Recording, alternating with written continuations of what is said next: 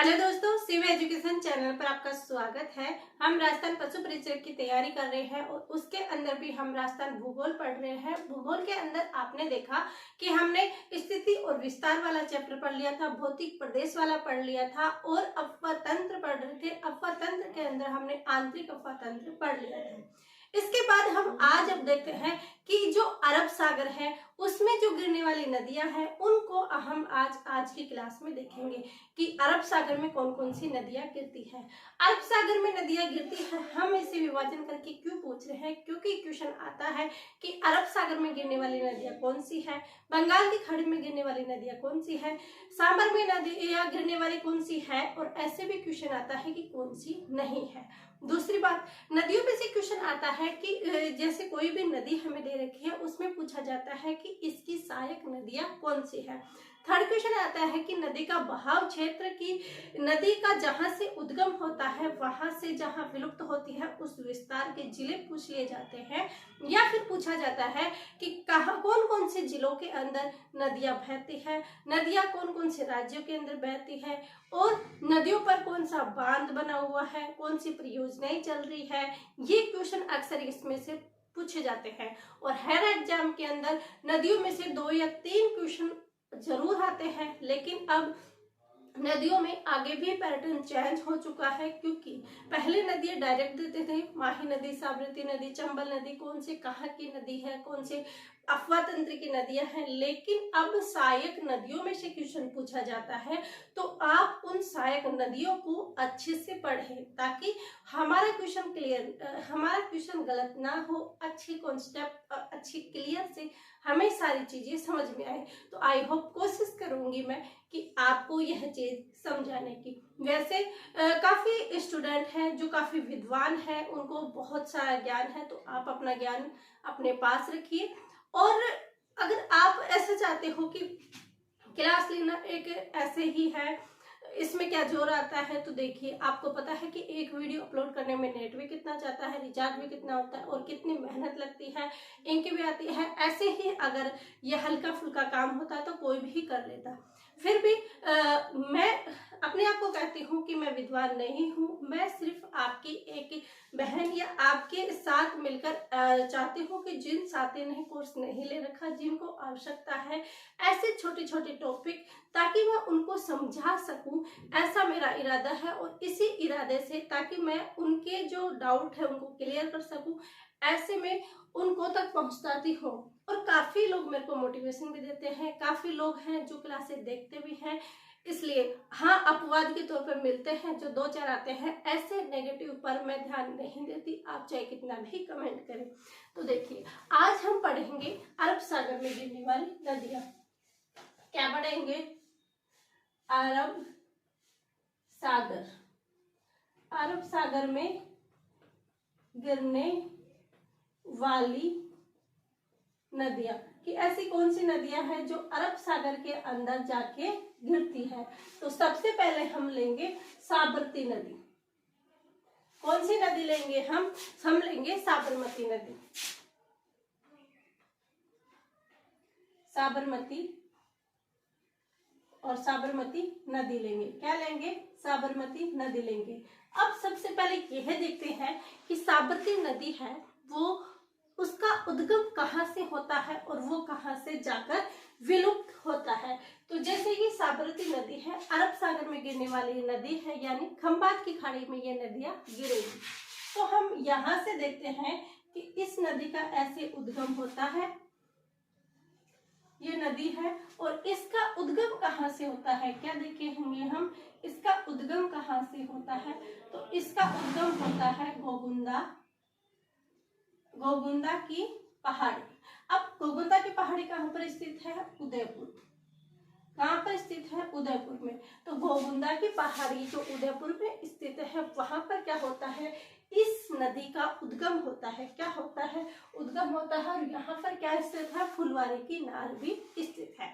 ये हमने उद्गम देख लिया। अब देखते हैं कि इस नदी में कौन कौन सी सी नदियां आकर गिरती है, यानी कि सहायक नदियां। सहायक नदियां का मतलब कि ये एक नदी है, इसमें छोटी छोटी नदियां अनेक आकर इसमें अपना पानी लेके जाती है, तो उसको हम क्या बोलते हैं, सहायक नदियां। अब सहायक नदियां कौन सी है, तो इसमें एक नदी इधर से आती है और उसका नाम है सेई नदी। क्या नाम है उसका, सेई नदी। क्या सेई नदी किसकी सहायक नदी है, तो नदी किसकी सहायक है, साबरमती की। किसकी सहायक नदी है, साबरमती नदी की सहायक नदी कौन सी है, सेई नदी। सेई नदी हमने देख ली, और सेई जल सुरंग यहाँ पर स्थित है। कौन सी, सेई जल सुरंग है, जिससे क्या होता है कि जो जवाई बांध है उसमें पानी ले जाया जाता है। किसमें, जवाई बांध में, सेई नदी की जल सुरंग के द्वारा जवाई बांध में क्या लेके जाता है, पानी लिया जाता है। ठीक है, हमने सेई नदी पढ़ ली। अब उसके बाद और कौन सी नदी है, एक हमने पढ़ा है मानसी नदी। क्या देखेंगे, एक नदी एक नदी है मानसी नदी। क्योंकि सहायक नदियों का उद्गम बहुत कम पूछा जाता है, जो इनकी सहायक नदियां लंबी होती है उन्हीं का उद्गम पूछा जाता है। तो यहाँ पर हम उद्गम नहीं लिखेंगे कि एक गोगुंदा उदयपुर से जो साबरमती नदी निकलती है वो कौन सी है, मानसी नदी है। और इस मानसी नदी पर भी क्या है, एक जल सुरंग है। कौन सी मानसी जल सुरंग है, यहाँ से एक जल सुरंग है, मानसी वाकल। क्या है, मानसी वाकल जल सुरंग। कौन सी सुरंग है, मानसी वाकल जल सुरंग है। तो ये जल सुरंग है, ये अपना पानी कहाँ पर लेके जाती है, तो यहाँ पर एक बांध बना हुआ है। क्या बना हुआ है, एक बांध बना हुआ है। कहाँ पर, क्या नाम है इसका, देवास बांध। क्या बना हुआ है यहाँ पर, देवास बांध बना हुआ है। और ये है कहाँ पर, तो ये है उदयपुर में। कहाँ पर स्थित है, ये उदयपुर में है। मानसी नदी है, मानसी नदी से मानसी वाकल जल सुरंग बनाई गई है, और जिससे उसका पानी कहाँ पर जाता है, देवास बांध के अंदर जाता है। और दूसरी नदी कौन सी है, तो एक यहाँ पर नदी जाती है और उस नदी का नाम है मधुमती। क्या नाम है, मधुमती नाम है। और कौन सी नदी जाती है इसके अंदर, तो एक का नाम मधुमती, एक का नाम है हाथीमती। तो एक नदी और यहाँ से निकालेंगे और ये नाम है हाथीमती। हाथीमती। तो देख लिया हमने कौन कौन सी नदियां यहाँ से निकलती है। तो कौन कौन सी निकलती है, साबरमती नदी जो कि गोगुंदा के पहाड़ी उदयपुर से निकलती है, सेई नदी एक सहायक नदी है, मानसी नदी है और साबरमती नदी है। अब इसमें एक बात हमें ध्यान रखना है, वो क्या है कि जो ये साबरमती नदी है इसको साबरमती नदी भी कहते हैं। यहाँ पर हमने देखा मानसी वाकल जल सुरंग, इसका मतलब क्या है कि इसको जहां से उद्गम होता है और यहाँ तक कोटड़ा उदयपुर, कहाँ तक कोटड़ा उदयपुर। कोटड़ा उदयपुर, कोटड़ा उदयपुर से पहले जहां से उद्गम होता है वहां से लेकर कोटड़ा उदयपुर को, इसको क्या नाम जाना जाता है, वाकल के नाम से। क्या नाम से जाना जाता है, वाकल के नाम से। लेकिन कोटड़ा उदयपुर के बाद जब ये जाती है खंबात की खाड़ी में गिरती है, तो इसको किस नाम से जाना जाता है, तब इसे साबरमती नदी जाना जाता है। तब इसको क्या नाम, यहाँ से वाकल जाएगा और यहाँ पर नाम क्या पड़ जाएगा, साबरमती नदी। यहाँ पर साबरमती नदी पड़ जाएगी। और उसके बाद ये कहाँ पर जाके गिर जाती है, ये खंबात की खाड़ी में जाकर गिर जाती है, खंबात की खाड़ी में। तो इसका पानी कहाँ पर जाता है, तो इसका पानी जाता है खंबात की खाड़ी में। और क्या देखा, यहाँ पर हमने देखा सेई नदी। कौन सी देखी, सेई नदी, सेई नदी। और इस सेई नदी को हमने कौन सी जल सुरंग से जोड़ा था, सेई जल सुरंग से जोड़ा था। और इसका पानी कहाँ पर जाता है, जवाई बांध से। सेई नदी पर क्या है, सेई जल सुरंग है।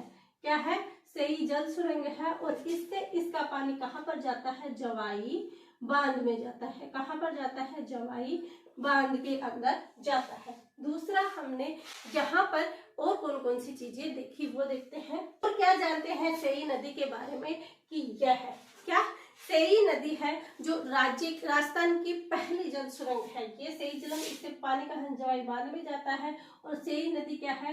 राजस्थान की पहली जल सुरंग।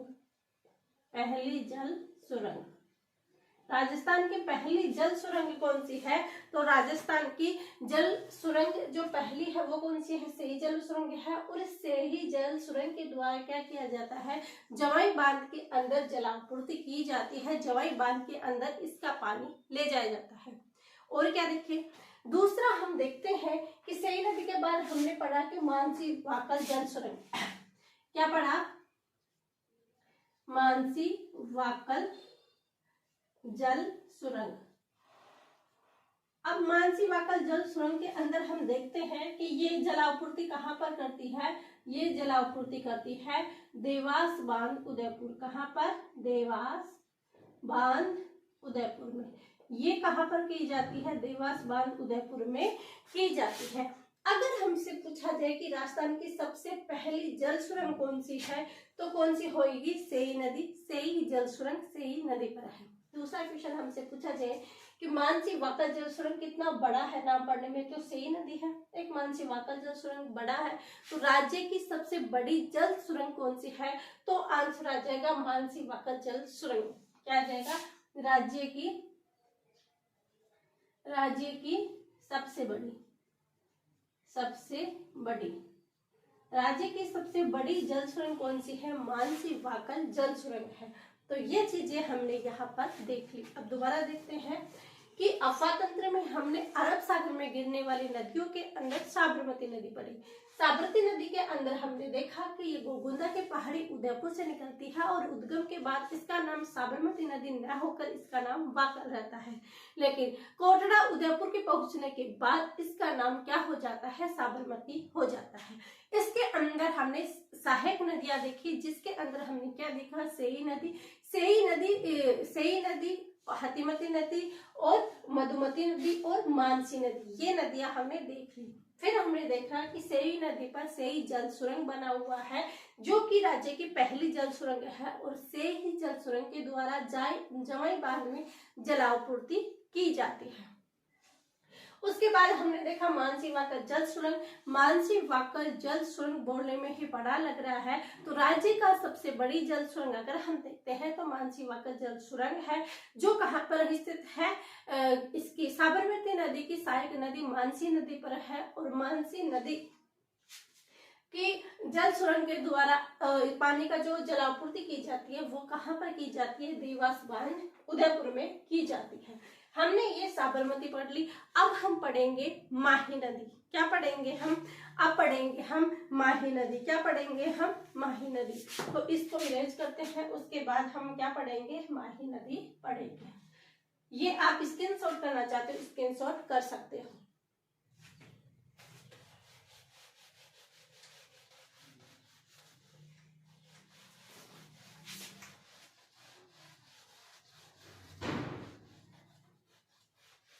अरब सागर के गिरने वाली नदियों के अंदर अब हम नेक्स्ट नदी कौन सी देखेंगे? माही नदी। कौन सी नदी देखेंगे? माही नदी। माही नदी। अब इस माही नदी के बारे में जानते हैं कि माही नदी का कहां से ये बहती है, किन जिलों के अंदर बहती है और इसका उद्गम कहाँ से होता है। पिछली क्लास में भी जब हमने भौतिक प्रदेश पढ़े थे तब भी इसको देखा था। तो चलिए हम इसका देखते हैं। माही नदी क्या है? उल्टे यू आकार के अंदर बहती है। तो हम सबसे पहले क्या करते हैं? उल्टे यू आकार बना लेते हैं। क्या बना लेते हैं? उल्टा यू आकार बना लेते हैं। अब देखते हैं कि इस नदी का जो उद्गम होता है वो कहाँ से होता है। तो इसका उद्गम जो होता है वो एमपी से होता है। कहाँ से होता है? एमपी से होता है। तो कहाँ से होगा? अमरोहा। एमपी में कहाँ से होगा? अमरोहा की पहाड़ी और मेमन झील से। कहाँ से होगा? अमरोहा की पहाड़ी। और अगर झील पूछे तो मेहन झील। और ये दोनों है कहाँ से? ये है एमपी में। ये है यहाँ से एमपी में, यहाँ से किसका, माही नदी का उद्गम होता है। माही नदी यहाँ से उद्गम होने के बाद ये राजस्थान में प्रवेश करती है। कहाँ पर, राजस्थान में प्रवेश करती है। तो राजस्थान में कहाँ से प्रवेश करती है, खादू, कहाँ पर, खादू ग्राम बांसवाड़ा, बांसवाड़ा। तो ये राजस्थान में कहाँ से प्रवेश करी, तो ये राजस्थान में खादू ग्राम बांसवाड़ा से ये माही नदी प्रवेश करती है। तो यहाँ पर बांसवाड़ा है, ये हम लिख देंगे प्रतापगढ़, और यहाँ पर लिख देंगे हम डूंगरपुर। यहाँ पर जो माही नदी है, इसके मैदान को हमने काठल का मैदान कहा था, जिसमें हमने आपको पिछली क्लास में बता दिया है कि काठल का मैदान और इस माही नदी के जो ये किनारा है, इसे काठल का किनारा कहते हैं, काठल कहते हैं। और जो डूंगरपुर और बांसवाड़ा के जो ये किनारा करती है, उसे मेवाड़ कहते हैं। ये हमने पिछली क्लास में देख लिया था। अब यहाँ से एक नदी आती है और उस नदी का नाम है ईरू नदी। कौन सी नदी आती है, ईरू नदी। कौन सी नदी आती है, ईरू नदी आती है। कहाँ पर ये है, ईरू नदी, बांसवाड़ा के अंदर ये ईरू नदी आती है। अगर हम इसका उद्गम देखें तो ये सहायक नदी है, जो मैन, चंबल, बनास ऐसी नदियां होती है, उनकी सहायक नदियों का हम उद्गम स्थल देखते हैं। इनका उद्गम स्थल हमें देखने की आवश्यकता नहीं है। और क्या है, यहाँ पर एक बांध बना हुआ है और उस बांध का नाम है कागदी पिकअप बांध। तो ऐसे करके हम इसका ऐसे करके लिख देते हैं कि यहाँ पर जो बांध बना हुआ है वो बना हुआ है कागदी पिकअप बांध। कौन सा है, कागदी पिकअप बांध स्थित है। ये ईरू नदी हो गई, उसके बाद ये कागदी पिकअप बांध हो गया। जो यहाँ पर ये जिले लिखे हैं बांसवाड़ा, प्रतापगढ़ और डूंगरपुर, ये कोई फिक्स मेंशन नहीं है। हमने समझने के हिसाब से उल्टे यू आकार की नदी बनाई है, ताकि इनको एक रटने की आवश्यकता नहीं पड़े कि उल्टे यू आकार की बहती है। हम देख के पता चलते हैं कि उल्टे यू आकार की बहती है। 3 जिले हम ऐसे लिखे हैं, तो ये फिक्स नहीं है कि ये बांसवाड़ा यहाँ तक ही है, प्रतापगढ़ यहाँ तक ही है, डूंगरपुर यहाँ तक ही है। हम ओनली याद करने के उद्देश्य, समझने के उद्देश्य से इन चीजों को देखते हैं। फिर एक नदी आती है चाप नदी। कौन सी नदी आती है, एक चाप नदी। एक कौन सी आती है, चाप नदी आती है। चाप नदी लिख ली, ईरू नदी लिख लिया, चाप नदी लिख लिया। इसके बाद और कौन सी नदी आती है, तो ये हम जानते हैं, यहाँ पे हम लिखेंगे माही नदी, माही नदी। तो ये ईरू और चाप नदी हो गई। और कौन कौन सी नदियां यहाँ से बहती है, तो एक नदी यहाँ पर आ जाएगी और उस नदी का नाम है जाखम नदी। कौन सी नदी है, जाखम नदी। कौन सी नदी है, जाखम नदी है। और ये क्या नाम है, इस उद्गम कहाँ से होता है, तो जाखम नदी का उद्गम छोटी सादड़ी प्रतापगढ़ से होता है। कहाँ से होता है, छोटी सादड़ी प्रतापगढ़। जाखम नदी का उद्गम कहाँ से होता है, छोटी सादड़ी प्रतापगढ़ से होता है। और यहाँ पर एक बांध भी बना हुआ है। क्या नाम, एक बांध बना हुआ है, उस बांध का नाम है जाखम बांध। और जाखम बांध है कहाँ पर, तो जाखम बांध कहाँ पर स्थित है, प्रतापगढ़ के अंदर स्थित है। कहाँ पर स्थित है, प्रतापगढ़ के अंदर स्थित है। तो हमने देखा कि जाखम नदी छोटी सादड़ी प्रतापगढ़ से निकलती है और कहाँ पर जाती है, जाखम नदी से निकलती है। अगर हमसे पूछा जाए कि जाखम नदी कौन सी पहाड़ियों से निकलती है, तो भंवरे माता के पहाड़ियों से निकलती है। और क्या देखा, जाखम नदी हो गई। एक नदी आती है सोम नदी। कौन सी नदी आती है, एक नदी आएगी यहाँ पर सोम नदी, सोम नदी। ये कौन सी नदी है, ये सोम नदी है। और अगर हमसे पूछा जाए कि सोम नदी का उद्गम कहाँ से होता है, तो सोम नदी का उद्गम होता है बिछमेड़ा की पहाड़ी उदयपुर से। कहाँ से होता है इसका उद्गम, तो इसका उद्गम जो होता है वो बिछमेड़ा, बिछमेड़ा की पहाड़ी। बिछमेड़ा की पहाड़ी कहाँ पर स्थित है, उदयपुर में। तो सोम नदी है वो कहाँ से निकलती है, बिछमेड़ा की पहाड़ी उदयपुर से निकलती है। और यहाँ पर सोम, जाखम और माही तीनों का संगम होता है। तो इस संगम को हम क्या कहते हैं, यहाँ पर क्या स्थित है, तो बाणेश्वर स्थित है। यहाँ पर, कहाँ पर, यहाँ पर, और यहाँ पर क्या होता है, इन 3 नदियों का संगम होता है। ये एग्जाम में पूछा जाता है। और कौन सी नदी है, और नदी एक आती है मोरन नदी, मोरन नदी, एक मोरन नदी आती है।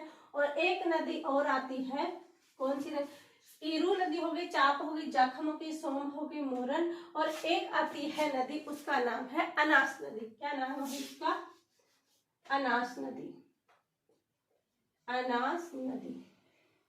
ये हमारी हो गई अनास नदी। कौन सी हो गई, अनास नदी हो गई। तो हमने देखा कि अनास नदी हो गई, बांसवाड़ा, प्रतापगढ़ और डूंगरपुर 3 जिलों में बहने वाली ये नदियां हैं। और क्या स्थित है यहाँ पर, तो डूंगरपुर के अंदर एक स्थान आता है सागवाड़ा। और यहाँ पर कौन सा बांध स्थित है, तो यहाँ पर स्थित है सागवाड़ा बांध। कौन सा स्थित है, सागवाड़ा बांध स्थित है। ये हमने देख लिया। उसके आगे ये गुजरात की खंबात की खाड़ी में क्या हो जाती है, विलय हो जाती है। और गुजरात के अंदर यहाँ पर कौन सा है, कडाना बांध स्थित है। कौन सा बांध स्थित है, कडाना बांध स्थित है।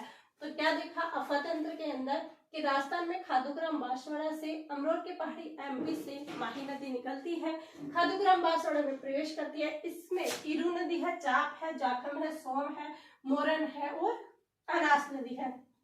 बांध इसमें खादुग्राम काकद्वीप का बांध है और जाखम बांध है और यहाँ पर सागवाड़ा बांध है। इनकी पूरी डिटेल की क्लास हम कल वाली क्लास में देखेंगे। तो कल वाली क्लास आप देखना ना भूलें। ये चीजें हमने इसमें कवर करने की कोशिश की है। आई होप आपको समझ में आई होगी। और अगर आपको इसमें कुछ नहीं होता, आप इसको अगर स्पीड करके देखना चाहते हैं तो यूट्यूब पर स्पीड की दी हुई है, तो आप स्पीड करके देख सकते हैं। और इसको अधिक से अधिक आप शेयर कीजिए ताकि जिन स्टूडेंटों को इनकी आवश्यकता है वहां तक ये क्लासें पहुंच सके। और फिर मैं वापस आपको बोलती हूँ कि मैं कोई विद्वान नहीं हूँ। गलती हो सकती है, गलती होती है, लेकिन गलती को मानना सबसे बड़ी अच्छी बात है। क्योंकि अगर मैंने इसमें कुछ गलती भी की है तो मैं अपनी गलती दूसरे दिन बताती हूँ। और क्योंकि मेरी एक गलती हो सकता है वो एग्जाम में क्वेश्चन आ जाए तो वो हजारों का नुकसान करा सकती है, तो मैं ऐसी गलती छुपाने का प्रयास नहीं करूंगी। और आई होप आपको अच्छा लगा होगा। अच्छा लगा हो तो लाइक कीजिए, शेयर कीजिए एंड सब्सक्राइब कीजिए। आप सभी का धन्यवाद। Thank you.